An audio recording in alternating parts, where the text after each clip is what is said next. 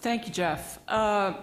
In my book, the sign of good law is whether it supports good practice, both in clinical care and in research. And I'm going to suggest that by that measure, it's pretty clear what changes are needed in law and the interpretation of that law with regard to return of results and incidental findings. I'm going to focus ultimately largely on CLIA and CMS's interpretation of it. I'll mention liability. I'm sure we'll eventually get into HIPAA, FDA on IDEs and LDTs and all that stuff.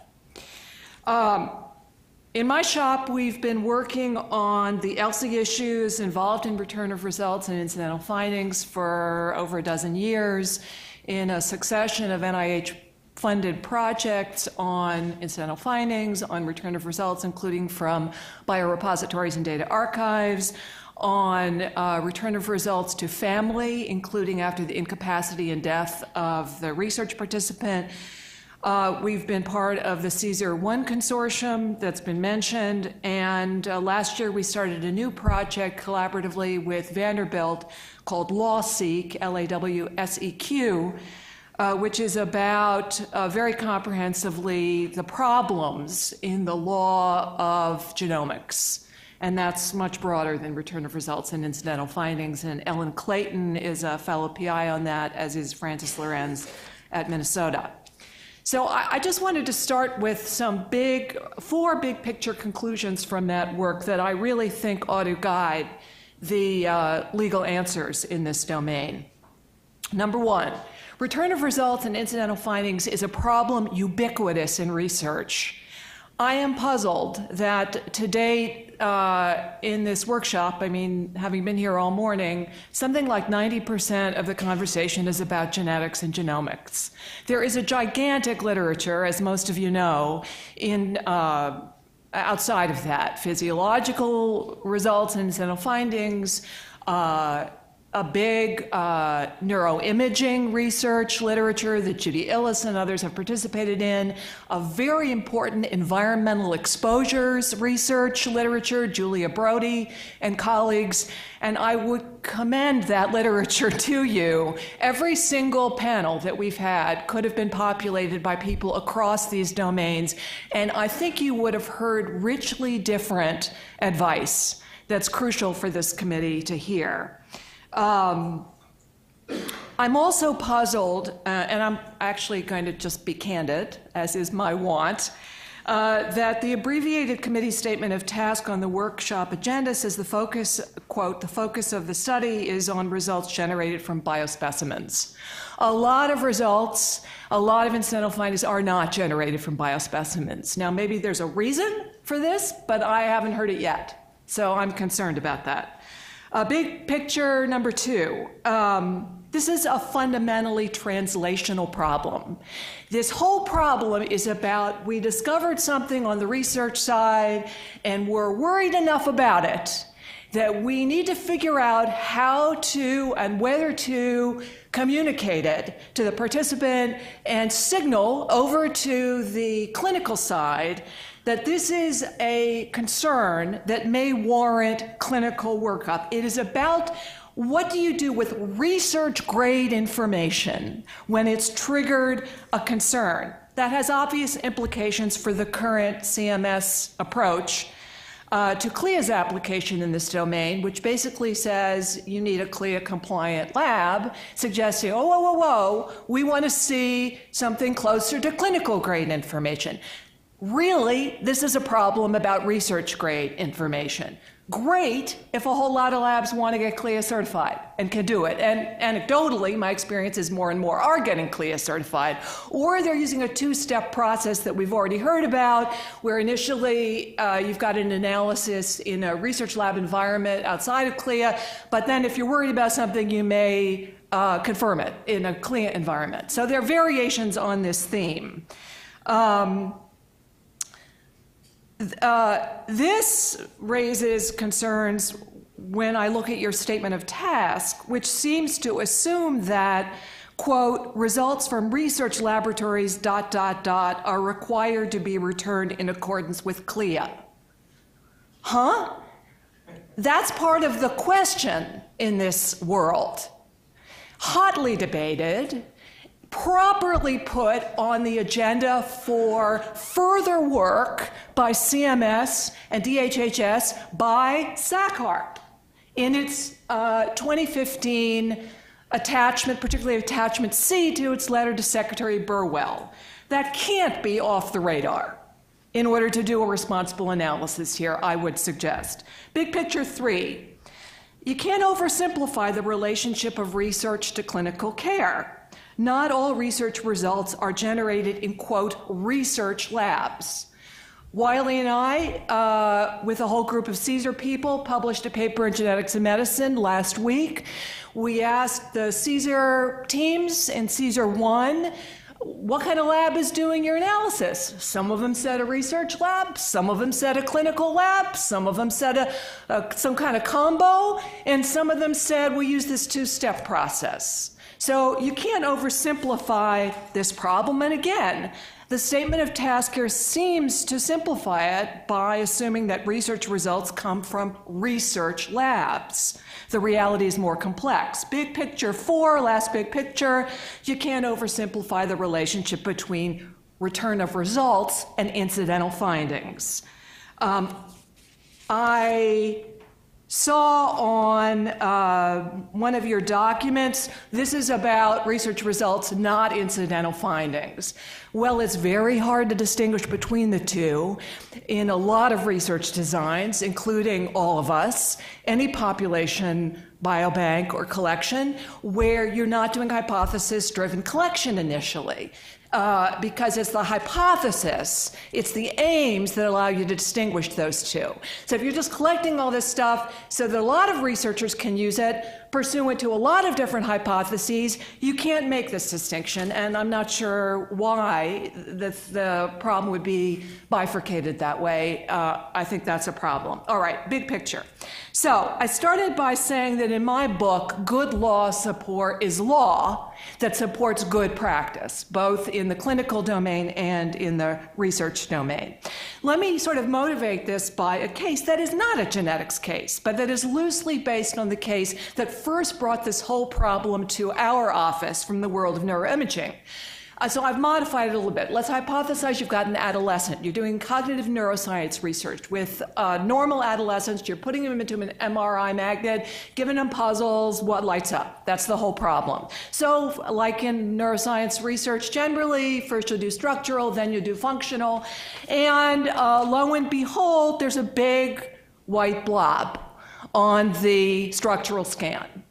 And this is research-grade information. Nobody has optimized the magnetic sequence for diagnosis. These were all supposed to be normal adolescents. It doesn't have the resolution of a clinical scan. Are we seriously saying that because this is research-grade information, you should sit on it? You should signal no one? I cannot believe. I mean, tell me I'm wrong. I cannot believe anybody in this room would take that position. That's the wrong answer. Of course, the researchers should communicate this finding. Of course, they should give the family the opportunity, subject to their consent that they wanted this, to trigger what may be a life-saving clinical workup. And yes, the clinical evaluation may reveal this to be a false positive. And if so, hallelujah, good. And it makes no difference whatsoever that this is an incidental finding and not a research result. You could really save this kid, and that is exactly what the right answer is in this context. So what does that all mean legally?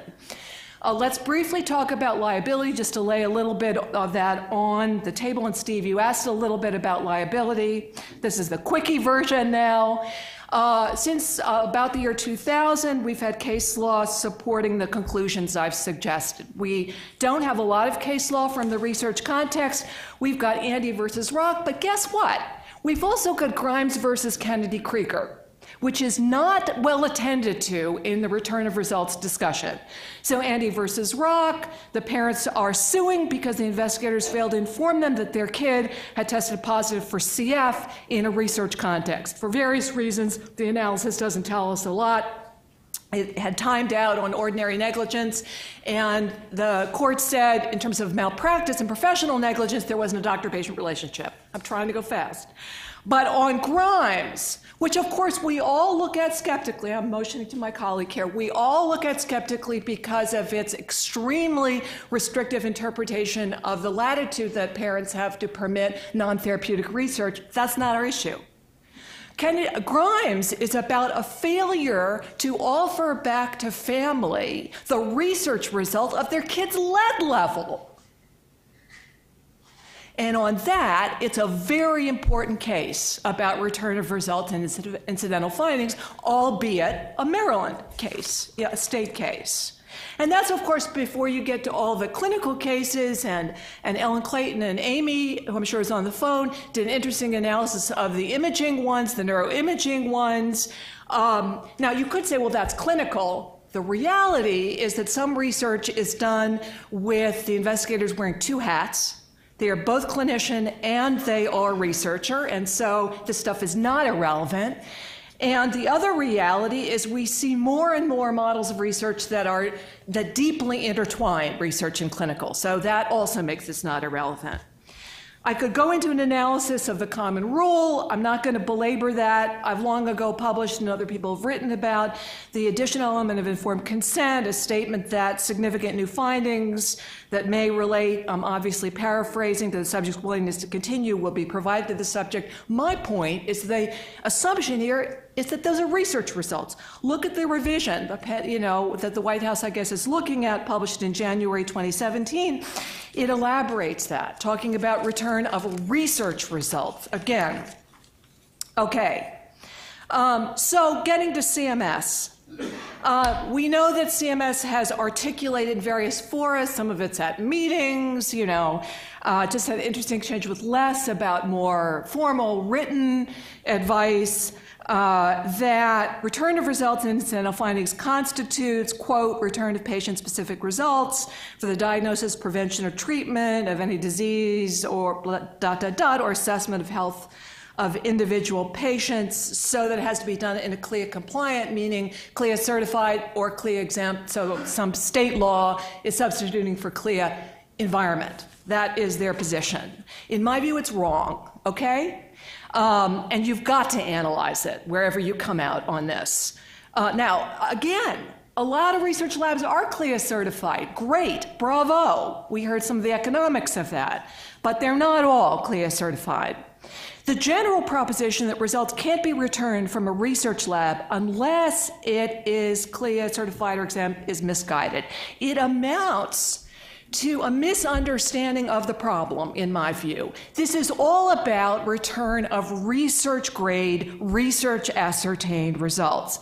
Wiley and Barbara Evans and Gail Jarvik published a great article a few years ago that correctly objected to this interpretation in the American Journal of Medical Genetics, and their punchline to me is, quote, signaling the need to seek, and there's some ellipses in here, diagnosis or treatment doesn't in itself amount to diagnosis or treatment. That is totally correct. To say, we're worried about this, we think you should address it with your clinician, it would require evaluation using clinical standards in the clinical environment. Of course, Gail correctly pointed out when she was up here, no doc can go forward on the and treat or diagnose without that further step. So that's a safety valve. With my kid in my hypo, you think some doc would start saying, oh yeah, you've got a brain mass, you've got a brain tumor, let's do something without evaluating it in a clinical context? I should hope not. Okay, so conclusion, Sackharp was right. In attachment C, I like that better than attachment B. Attachment C to its 2015 letter to Secretary Burwell saying researchers were returning results to urge clinical testing, this is not a quote, my paraphrase, and workup are not returning results for the purpose of diagnosis and treatment. They should be able to do it from a lab without CLIA certification for these purposes. And so the CMS should reconsider its approach to all of this. There were more recommendations we can talk about. OCR needs to do some work on what's the designated record set. FDA needs to do some work on the application of IDE and LTD requirements and all that.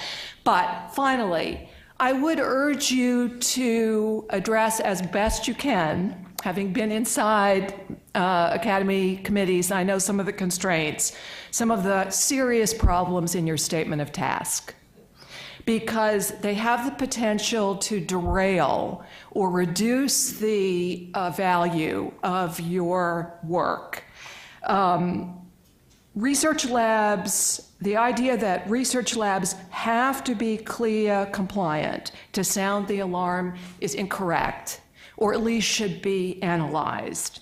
The idea that return of results is easily separated from incidental findings in all cases is incorrect and needs to be scrutinized.